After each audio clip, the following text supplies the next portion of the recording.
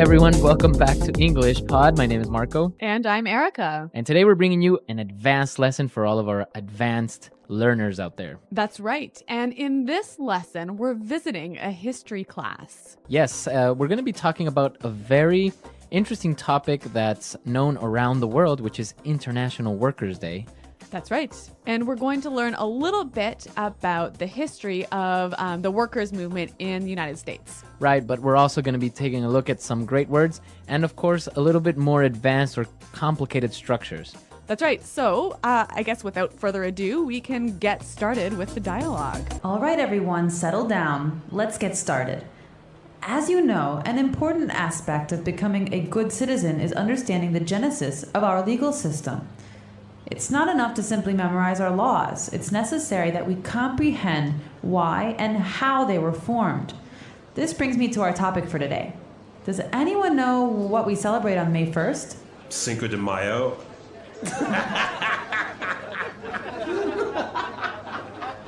No, that's May 5th in Spanish, James. No wonder you're failing my Spanish class. No, May 1st is International Workers' Day. Do we get a day off from school then? No, it is not considered to be a national holiday here in the U.S., but in other countries it is. Oh, man. In the 19th century, working conditions were appalling, with workers being forced to work 10, 12, and 14 hours a day. Support for the 8-hour workday movement was growing rapidly, despite the indifference and hostility of many union leaders. And by April 1886, 250,000 workers were involved in the May Day movement. Previous legislative attempts to improve working conditions had failed, so labor organizers took drastic measures. They passed a resolution stating that 8 hours would constitute a legal day's work. And on May 1st, 1886, the resolution took effect. Cool. Is that why we only work 8 hours now? Yes, but the happy ending came at a high price. On May 3rd, 1886, police fired into a crowd of strikers at the McCormick Reaper Works factory, killing 4 and wounding many. A mass meeting was called for the next day to protest the brutality. And then what happened? Well, as we say, the rest is history. All right, so we were in a history class and we learned something new, something interesting, right? Yeah, International Workers' Day. It says it's not celebrated in the U.S., but in many other countries it is. Right, on May 1st, a lot of people have a day off, so that's always good. Yes. All right, so why don't we take a look at some of the words that we saw in this dialogue, which were maybe a little bit different or difficult in Language Takeaway. Language takeaway. All right, we're just going to look at 5 words here. And the first one, we talked about the genesis of the movement. Right, Genesis. Genesis. Okay, so many of you may know that Genesis is a book in the Bible, right? That's right. And that's where this word comes from. It's the first book in the Bible. So it's the beginning. Or the origin. Origin. So that's a Genesis. So the genesis of our legal system, you would say. Right. Or the genesis of this problem. So it's the origin. Yeah, it's a little bit of a formal word, isn't it? Yeah, I guess maybe you can say the origin or the beginning. Yeah, but maybe in an academic setting, you can talk about the genesis. Yes, very good. All right, what do we have next? Well, one of the reasons why the workers' movement got started was because of the appalling working conditions. Appalling. Appalling. If something is appalling, It's shockingly bad. very, very bad. Yeah. So now if something is appalling, like the working conditions were appalling, That's right. you would feel appalled. Exactly. I'm appalled at your behavior. Okay, so it's almost like you are disgusted. Yeah, that's right. Yeah. Very, very strong word. Yeah, very strong. Okay. Okay, so the working conditions were appalling and people were setting up this movement, right? But what happened? They met some hostility. Hostility. Hostility. Hostility from the police, right? That's right. So what is hostility? Hostility is the state of receiving an unfriendly reaction. Okay. They acted in a very unfriendly way, and it also suggests, a hint of violence even. Okay. Yeah. Yeah. So if somebody is hostile, they can maybe be aggressive and maybe to a point violent. That's right. Okay. So a hostile person. Yeah, or a hostile environment, a dangerous environment. Okay, hostility, hostile. Very good. Yeah. Now, because of these appalling working conditions, the labor movement decided to take drastic measures. Drastic measures. Yeah, drastic measures. This is a really wonderful phrase, and I think it would help us to listen to a few examples of this phrase in use. Example 1. The president was faced with some difficult decisions and was forced to take drastic measures to solve the crisis.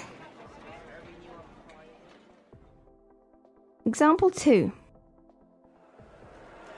The police took very drastic measures to control the protesters outside the government palace. So we understand drastic measures as extreme actions or decisions, right? Yeah, exactly. I think there's a saying that says desperate times call for drastic measures. No, desperate times call for desperate measures. Oh, dang. Well, okay, but it goes around there somewhere, right? Something so like if, that. If you really have an emergency, you need to do something drastic. You have to take drastic measures, or you can even say take drastic action. Okay, very good. And what about our last word? After the protests ended in violence, people started to get angry because of the brutality the police showed. Okay, brutality. Brutality. So again, maybe brutality and hostility are maybe similar, right? A little bit similar. So brutality is the state of being harsh or very forceful. Okay, so brutality. Now, we also use the word brutal. Right. So that means harsh or very forceful.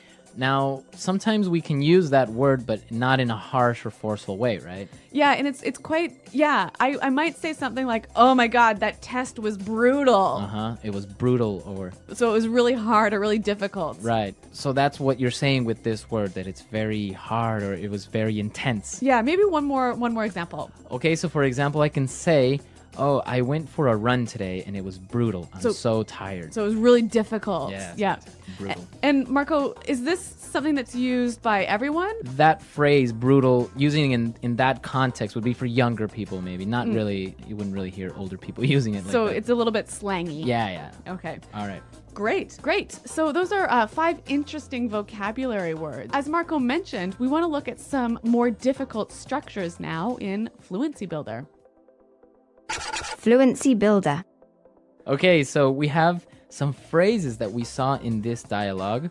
And, well, let's start with the first one. Well, the teacher opens his discussion by talking about how an understanding of the legal system is an important aspect of being a good citizen. Okay, an important aspect. An important aspect. So, well, maybe we know the word important, right? So what's Obviously. an aspect? A part of something, an important part of something. Okay, so the teacher started with an important aspect of and then specified the idea or what part it belongs to. Right, so it usually follows this form. Noun is an important aspect of noun. Okay, So for example, quality control is an important aspect of keeping customers happy. okay, perfect. A part of. Very good. So aspect sounds a little bit more formal or just a lot more intelligent, right? Yeah, professional. And actually, this is a wonderful way of setting up your idea. So the teacher said that it's an important aspect of understanding the legal system was understanding its origins or its genesis. Yep. And then she moved on and said that it's not enough to simply memorize laws. That's right. It's not enough to simply do something. Okay. So the beginning of this sentence, it is not enough to simply something. By starting a sentence like this, you are indicating that more is required, right? So here, it's not enough to simply memorize the laws. We're saying that most people just memorize the laws, but they need to go further. And understand them. Exactly. Another example would be, it's not enough to simply pass your exams. You must get good grades as well. Right. Or maybe in a business context. It's not enough to simply satisfy your customers. You must impress them. Okay, very good. So that's a very good way of starting out this idea of more is required. That's right. More is required. All right. All right. Well, I want to move on to one final point here. I found this sentence to be really, really interesting.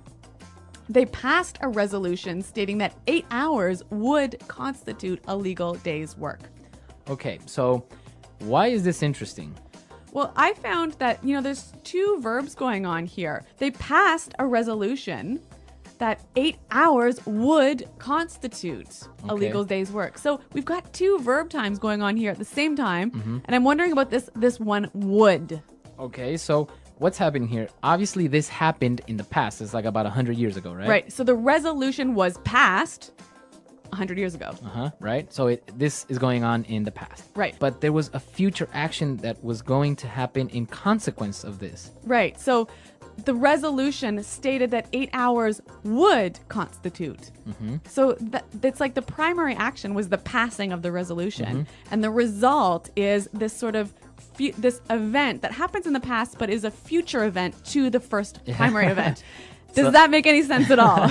So this is called the future in the past, right? That's right. Okay, so it's a grammar structure. Many of you maybe know the simple present or the future tenses, but this is a little strange one. And as we said, so maybe it's a little bit difficult to understand the grammar in general. So why don't we take a look at some more examples of how we would use this future in the past? Example 1. The president said that he would cut taxes by 5%.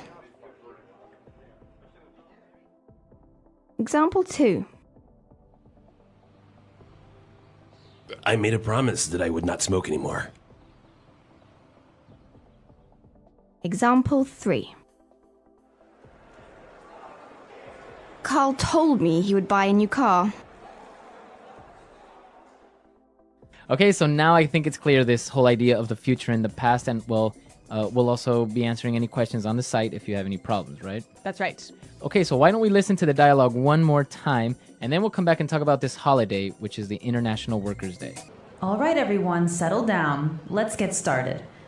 As you know, an important aspect of becoming a good citizen is understanding the genesis of our legal system. It's not enough to simply memorize our laws. It's necessary that we comprehend why and how they were formed. This brings me to our topic for today. Does anyone know what we celebrate on May 1st? Cinco de Mayo.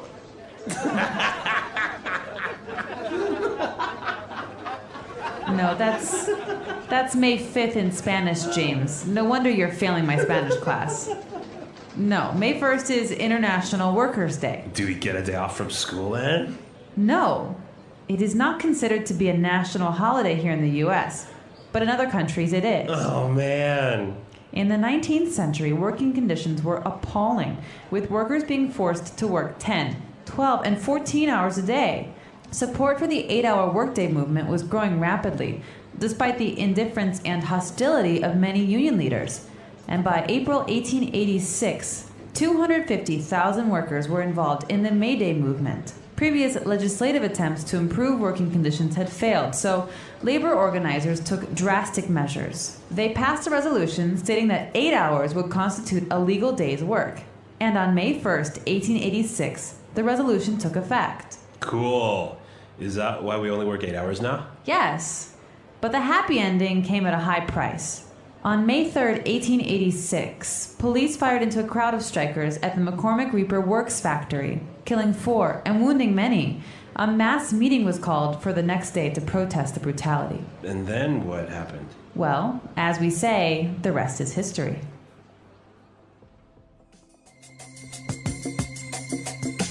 All right, so Erica, in Canada, do you celebrate this? We do, but not on May 1st. Oh, really? When is it? The first weekend in September. Oh, really? And why? I am not 100% sure. I think it's because we already have a long weekend in May because because on the 24th of May is the Queen Victoria's birthday, so we have to celebrate that. Oh, really? Yeah, we can't have 2 vacations in the same month. Oh, wow. Well, yeah, I mean, it's not productive, right? Exactly. Well, what about in Ecuador? Yeah, we do. On May 1st, it's a holiday, and we actually have 2 holidays in May as well, because on the 24th, we actually celebrate the Battle of Pichincha, which is one of the decisive battles for the independence of Ecuador. So we don't mind having 2 holidays in the same month. Well, it sounds like Ecuador has a better holiday schedule than Canada. So No, it yeah. is. So yeah, on May 1st, people take vacations, or companies usually on May 1st will do something special for their employees. Oh, that's kind of a nice gesture, isn't it? Yeah, so it's like it's Workers' Day, so they'll set up maybe a barbecue or a trip or something like that. So that's what usually happens on May 1st. Great. Well, what about in your countries, listeners? Do you celebrate May Day? May Day. Yeah. May 1st, right? The English Pod Audio Review. Listen to the meaning, then say the vocabulary word. Relax. Become calm. Settle down. Part. Aspect. Origin. Beginning. Genesis. Understand deeply. Comprehend. The day that all people in a country will be on holiday. National holiday. Terrible, horrible, shocking. Appalling. Showing no interest in. Indifference. The attitude of treating something as enemy. Hostility. Relating to legal system.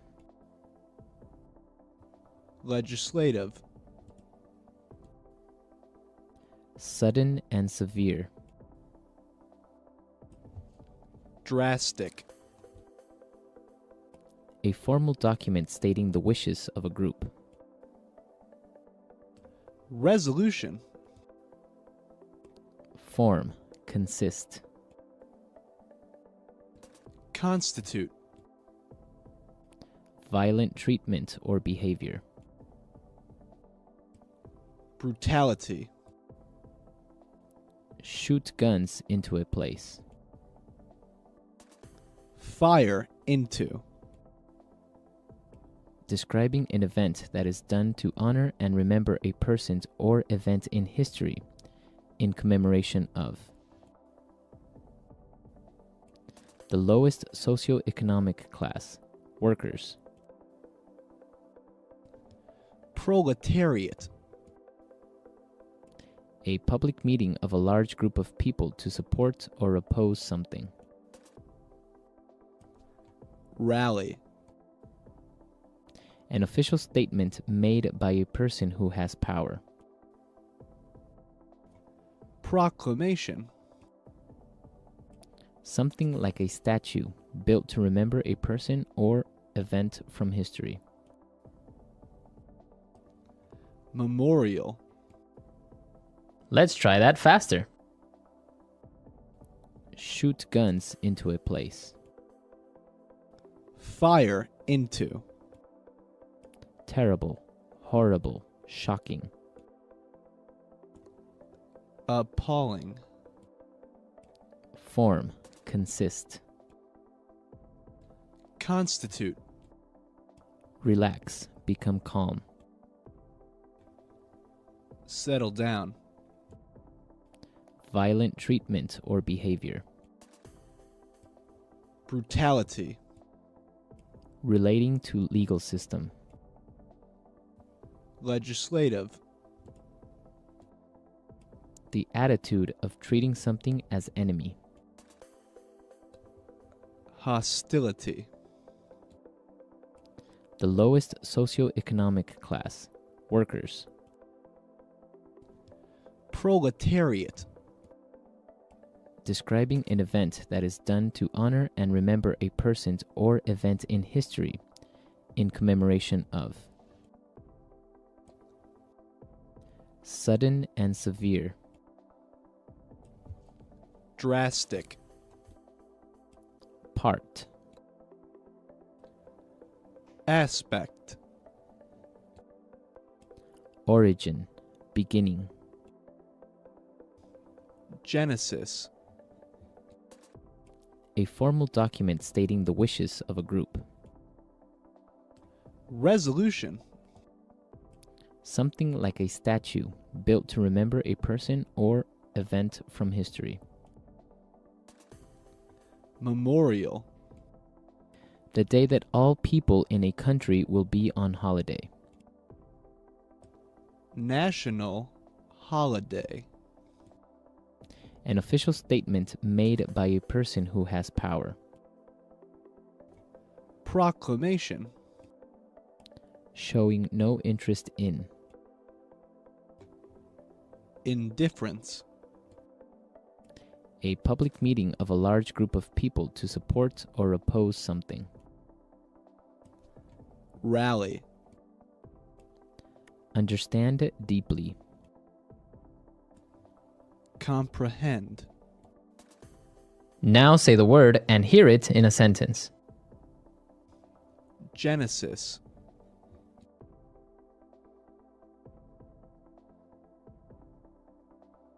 How did you get started on this project? What was its genesis? Genesis.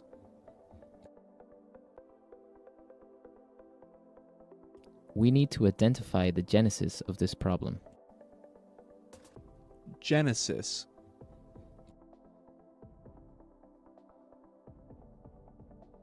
I'm studying the genesis of the feminist movement.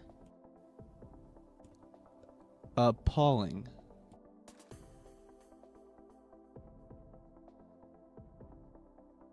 The way those poor children have been treated is just appalling. Appalling.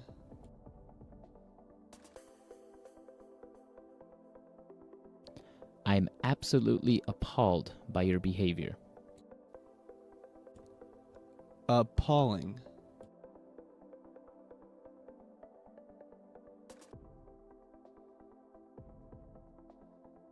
The service in that restaurant was appalling. It took 45 minutes for them to bring us our wine. Legislative.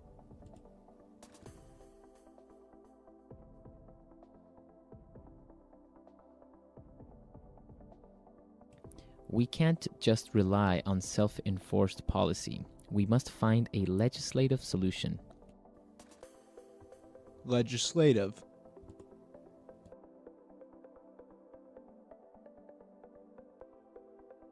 I don't know much about the legislative process in the US. Legislative.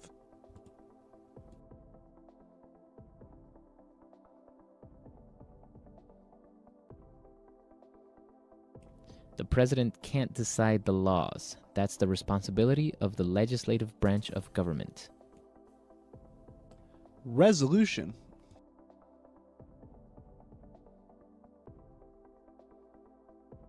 The board will vote on a resolution asking the president to resign. Resolution.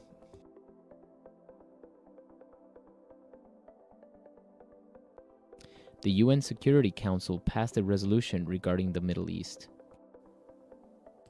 Resolution.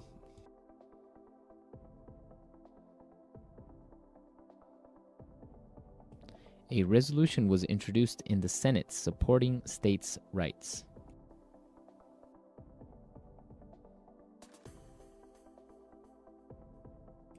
We've got to take drastic measures. I think we should cut off his leg.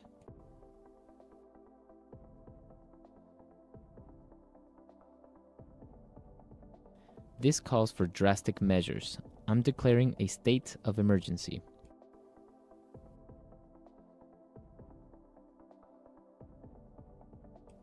We've got to take drastic measures to cut our costs.